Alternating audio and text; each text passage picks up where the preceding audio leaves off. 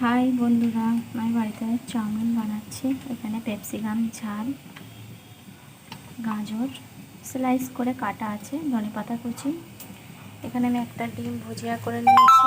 এখানে কাঁচা লঙ্কা, পেঁয়াজ তেলে দিয়েছি, রসুন বাটা, আদা বাটা দিয়েছি।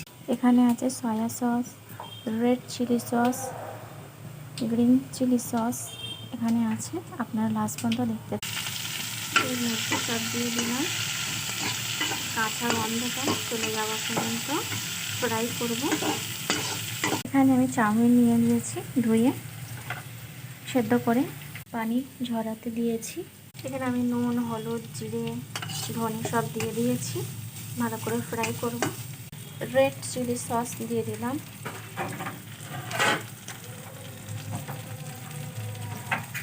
এর মধ্যে চাউগুলো দিয়ে দিলাম। তো বন্ধুরা, আমার চাউমিন